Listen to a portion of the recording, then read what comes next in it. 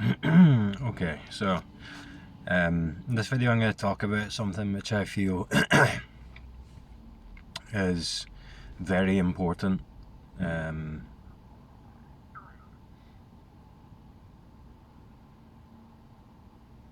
It's a very important aspect of this. In fact, it might even be like the most important aspect of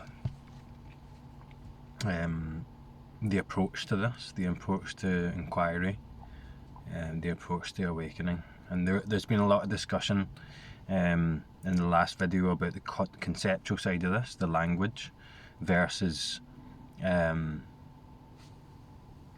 what essentially isn't a concept, that of experience that isn't conceptual. And a few people have expressed their frustration at this, and the frustration at the felt disconnect between all the jargon, all the language that you hear, and it just loses its meaning after a while. The more content you consume, the pointing kind of loses its potency, and that's because the mind kind of gets used to it. And it's the felt aspect of this that is important. So all of you that are watching this, right, and there are a chunk of the subscribers, so like 60 of you or something like that, tune into these videos and you watch the videos all the way through to the end. So you're watching a video of a random guy in a car talking for up to an hour at times about something that you can't understand conceptually, that you're never going to learn in the conceptual or the cognitive sense. So is that not weird? There's clearly something else going on there. So why are you tuning into this? Why are you listening to me use thousands and thousands of words to point to something that the words can't touch? So there's something deeper going on there. There's some people will call it like a resonance. Something that transcends the language and also transcends the limitations of the apparent separate individuals. So there's a felt sense to this, and there's an intuitive aspect to this that I feel is more important than the words. And a lot of that is about trusting your instincts, going with the feel, learning to feel your way through this, and have that be the guiding force that orients you in this. Turn that off. So,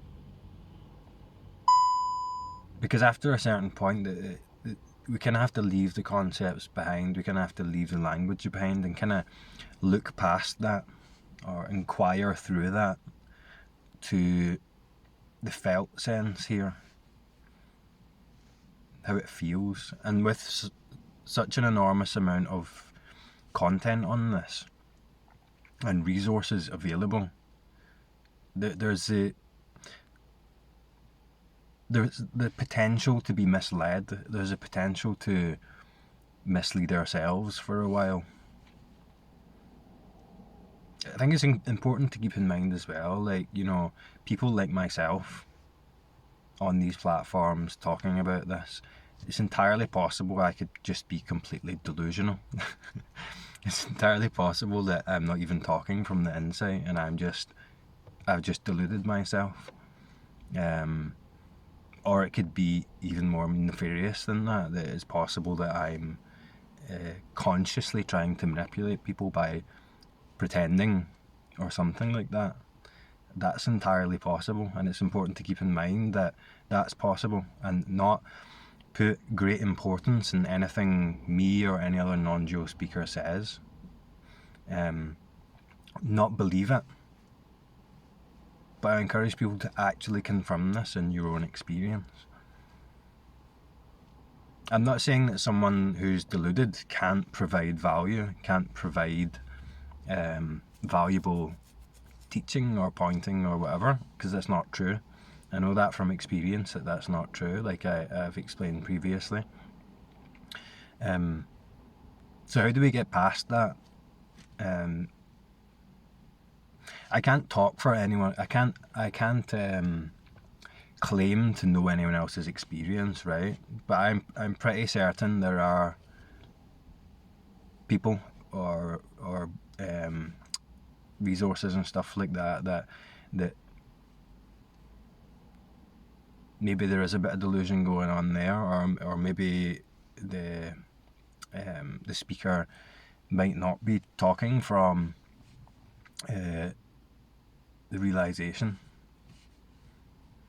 So I'm just saying that to make people aware. I'm not saying that's anyone's fault or that's wrong or anything like that. I'm just saying that to make people aware.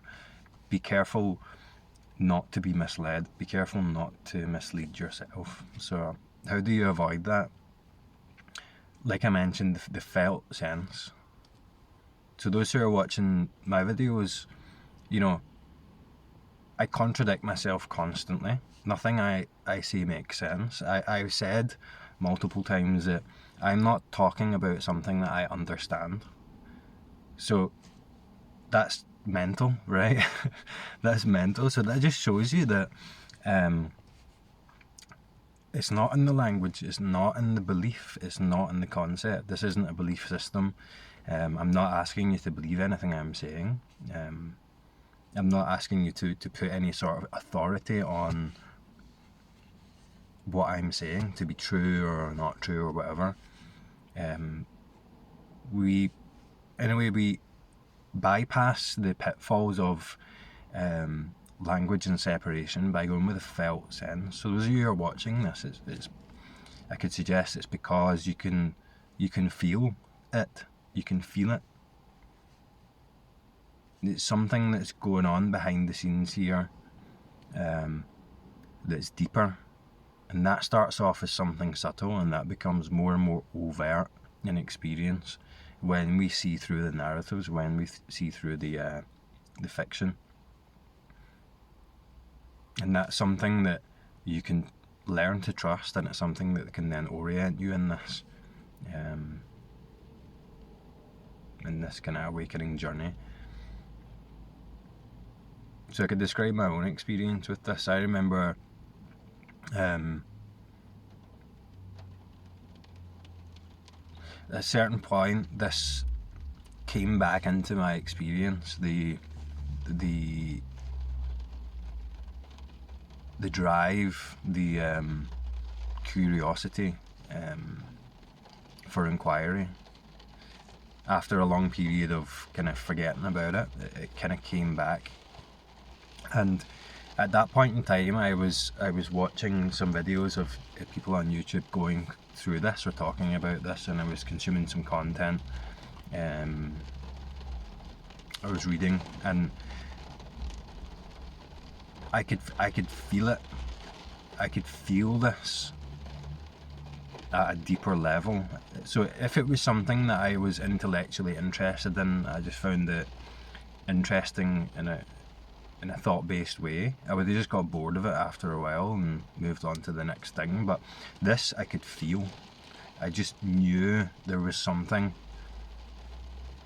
to this. I could feel it, and I couldn't explain that at the time. Maybe I still can't explain it, but I could feel this pull, this deep pull towards awakening, towards inquiry or enlightenment, or whatever you'd like to call it. Questioning what is going on here. Like some part of me knows that I'm not satisfied with the current explanation, with the current way of experiencing life. And when I saw people talking about this and writing about this, what they were talking and writing about, it didn't make sense to me intellectually. And they even said this isn't conceptual, this isn't a conceptual understanding, and some part of me got that. Although I got confused a number of times, got misled myself down conceptual rabbit holes, some deep part of me recognised that something about this, and it started to become more and more apparent and experience, something I couldn't quite put my finger on. And certain non-dual speakers I'd listen to, and I could feel it, I could directly feel it, and that's what I was interested in. I was like, I can feel this, I can really feel this, like, what is that? What is that?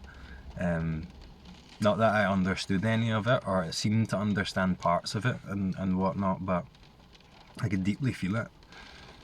Some resources I couldn't quite feel it in the same way, but I know that's a subjective thing. Not saying anything about the quality of those resources, but at that point in time it just didn't connect. So I kind of used that felt sense to orient my way in this, and I think I described to someone recently I was talking to, that, you know, there would be this disconnect that I would feel. So with the non-dual thing, I'd be looking into my experience for, and my mind would certainly be making models and ideas about what I'm looking for. As in, I know there's something here, and I'm looking for it, but I don't know what it is. My mind thinks it knows what it is, and I listen to these descriptions, and my mind made something out of descriptions, and I was doubting my own experience, even though at that point in time something was clarifying in my experience there, and I looked past it, I ignored it, because I thought, no, that's not it, that's not what the so-and-so said, or this person said. My mind thought it knew what I was looking for, but it didn't. It wasn't until I started to trust my own experience, to trust what was clarifying for me in an intuitive sense, that things really started to clarify.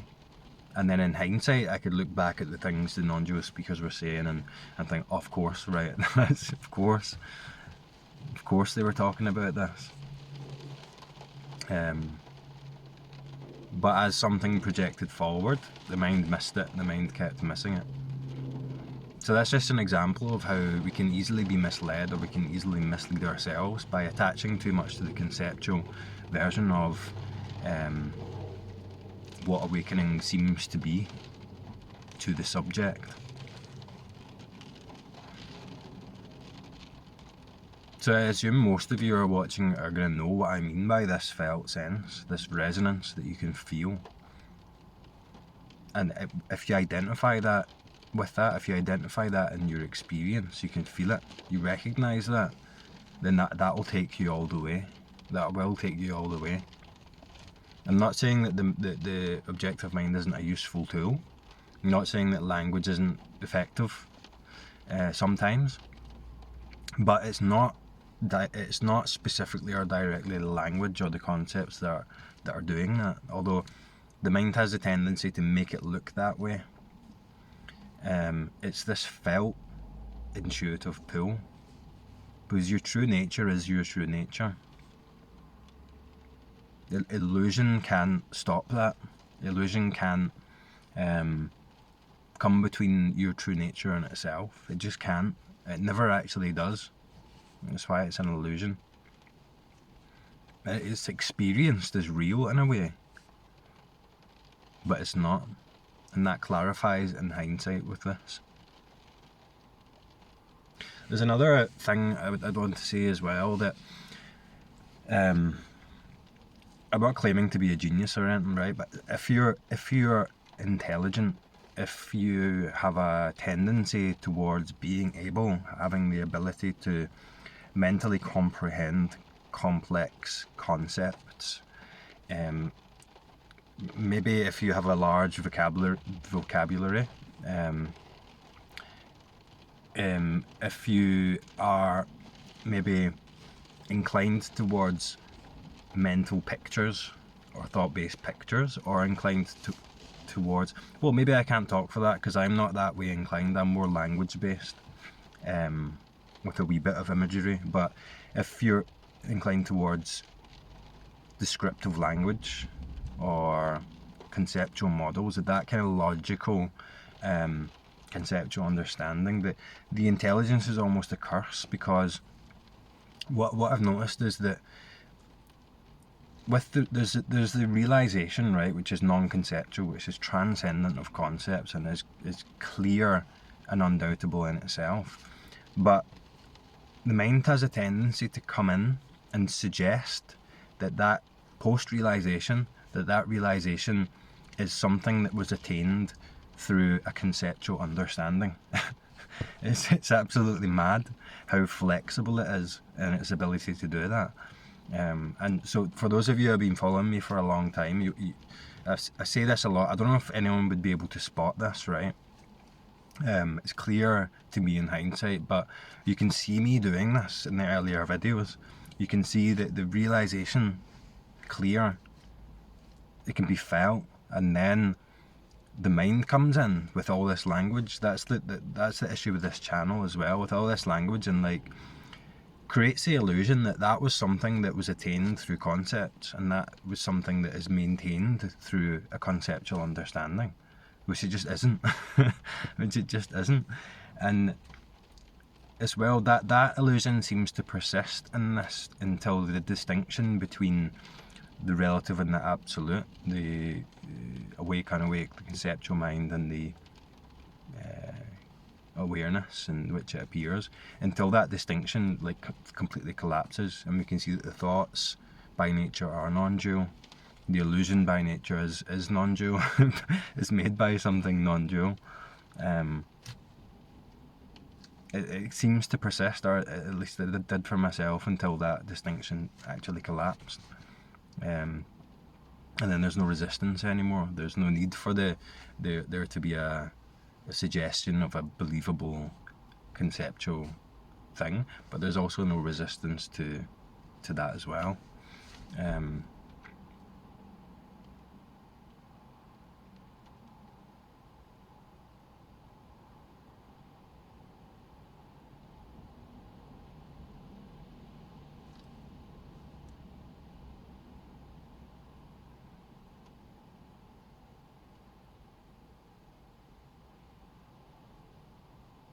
So can you feel it?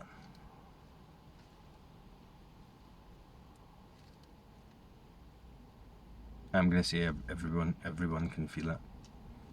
And if you can't, maybe you're just not aware that you can feel it yet. It's there. It's here. Like you're looking from it. The thoughts appear as it. So simple. That we're already what we're looking for. And the seeming movement away from that, the seeming obscuring factor in this is made of the very enlightenment that we're chasing. I'm not saying there's nothing to do. There is the inquiry, there is the intention. There's a yearning for this. There's the kind of fire inside that drives this.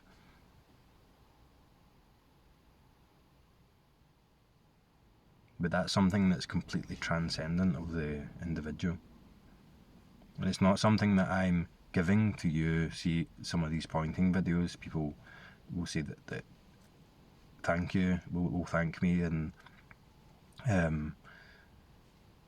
almost like, I know, like, gratitude is fine, but like attribute the clarity that has come about in their experience to this individual here, and it's not the case, because that clarity is transcendent of this separation.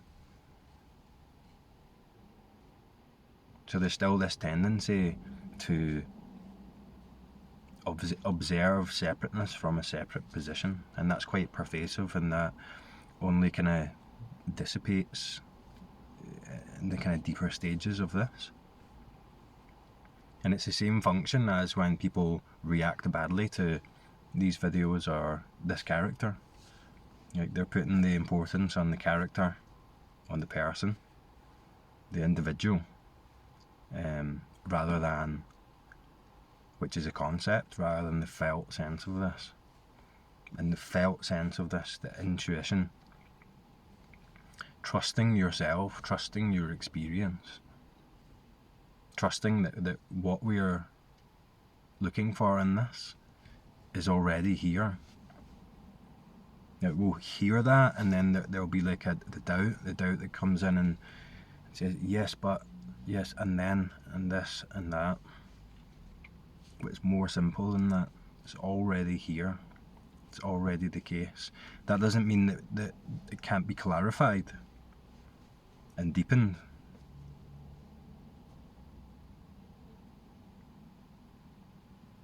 It doesn't mean there's nothing to do. Doesn't mean there's no process to this. That there doesn't have to be effort applied. But that after a certain point, that stops being a personal struggle.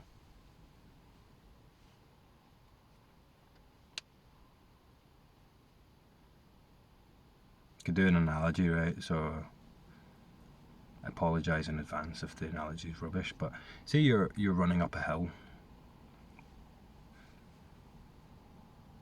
So there's effort in that.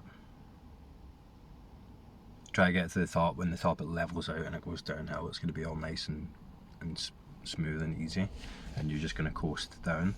But you're running up the hill and you're applying effort.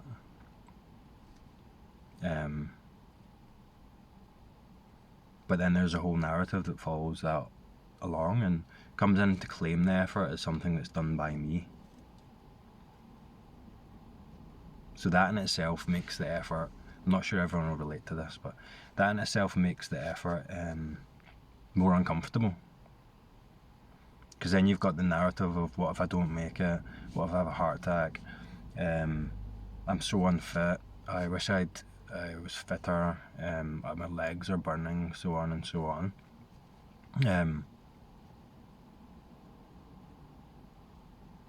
But there's effort there, there's doing there. It's happening. The body knows what to do, and it's doing it. You don't have to think to do that.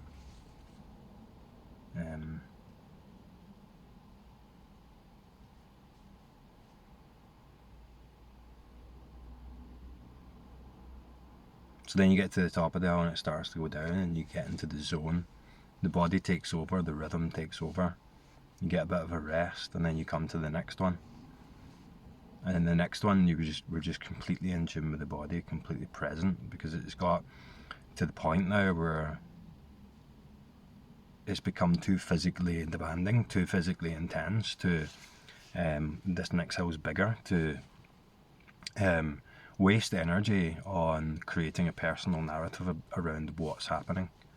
So you tune into the environment, you tune into the breathing, you tune into the body, and the body just starts moving on its own. I don't know if anyone else I use this analogy a lot, about getting into the zone. Anyone who's played sports, or it might not even be sports, it might be something else, like even computer games or driving or whatever, gardening, you get into the zone. There's a presence and a connection to the sensation, and the sensation moves itself. It all becomes automatic. So the second hill is much steeper, and you go up, and the effort's there,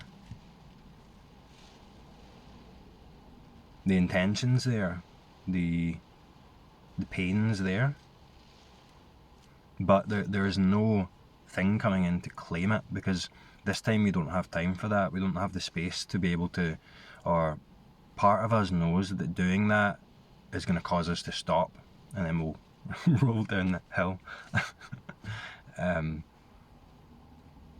So we get into it, and this time the experience is completely different. There's the effort, there's the intention, but it all appears spontaneously as this one effort, this one moment, this one unified sensation.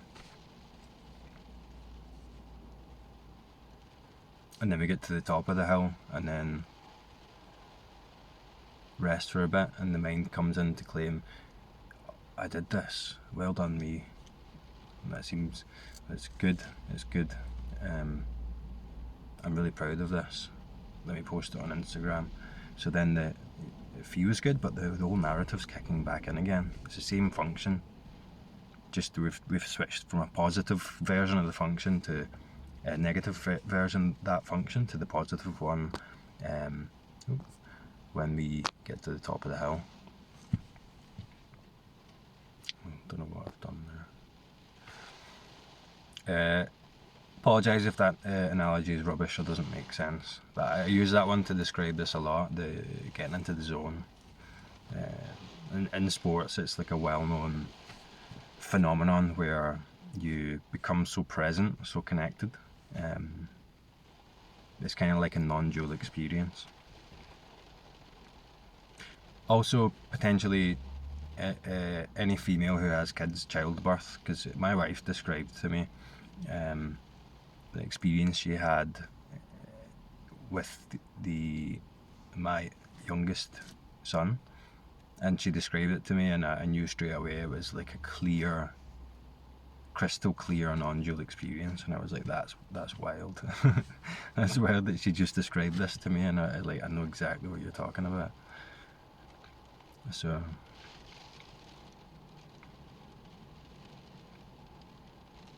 yeah, we feel this out, and it can be uncomfortable to let go of the concepts, because like, we use that for predictability, security. It's a well-worn way of living. It's what we're used to, and sometimes we're inclined to remain comfortable in what we're used to, even though there's this discomfort there. So it takes a kind of force, a kind of effort to disrupt that habitual pattern. And that can come about through many ways, but we're trying to do this with inquiry. We're trying to take that felt intuitive sense of why are we here? Why are you watching this guy talk in his car? There's something here, you can feel it. You can feel it. The whole thing unified, all the conditions that give rise to this moment, all the suffering, all the moments of dissatisfaction, that deep feeling of something's not right about my life, something's not right about the fact that I know I'm going to die, and I don't know what that is. I don't know what that is, and it scares me. So let's confront that. Let's use all of that, because we can feel, we know there is a solution. There is the end to suffering. There is the end to this really uncomfortable illusion that's just got out of control at a certain point. If anyone who's watching is like me, as soon as I heard about Buddhism, enlightenment, I think it was something about the Buddha I read first, and as soon as I read it in my teens, I something in me just knew. I just knew. I was like, that's it. That's the thing. I just knew it. There's nothing I've been more certain of in my life. And at that point, everything changed, because I know now. I know there's a way. It's not a way out, but now I know there's an end to this really uncomfortable question mark, this big, horrible, looming question mark that I've just been ignoring. I mean, it took a while. People say, like, I've been, people will describe their experience to me and say I've been a seeker for so many years. I don't even see a distinction between the spiritual seeking and all the other seeking that I was doing. It's the same thing. So the seeking's gone on pretty much my whole life. And all of that culminates in this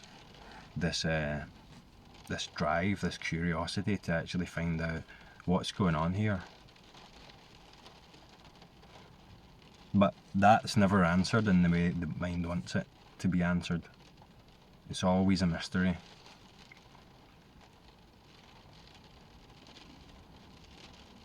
But there's a undoubtable certainty.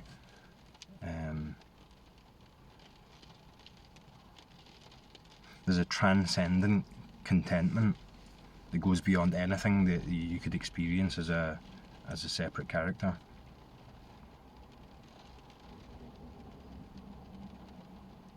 I also just wanted to, I'm going to finish now, I just wanted to add one thing in that I don't agree with.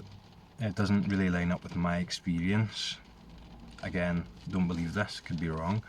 But like certain parts of traditions and there are certain kind of suggestions that enlightenment is about not feeling emotion or distancing yourself from emotions,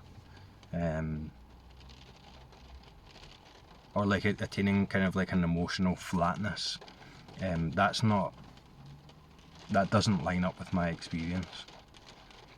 If anything, since the start of this, I've experienced directly a broader spectrum and a greater depth of emotion, such that there are like the framework that I held about what emotion is and what they are and different ones and what they mean and so on, like goes out the window, and the depth to the sensation, the depth to the emotion, isn't even something you can describe. Like I felt emotional sensations that I couldn't describe in words, that there's not a word for in probably any language.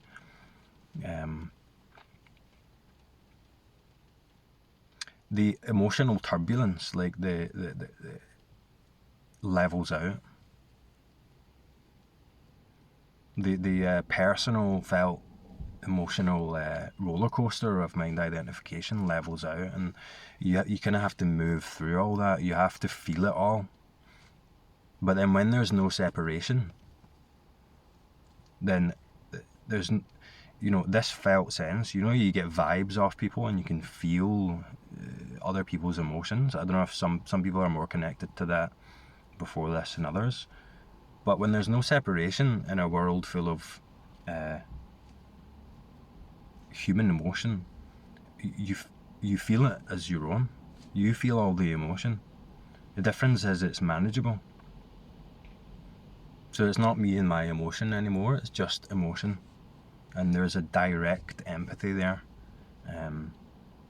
that is very different from the conceptual and relational version of empathy that we're used to.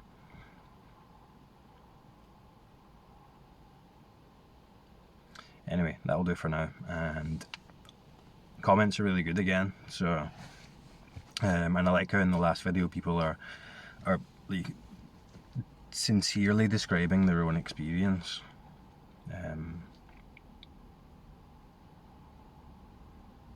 That's where it's at. This sincere and honest investigation of what is my experience right now, without a labeling or a judgment about what it is, what it means, and how good it is. So, but I'll talk to you next time.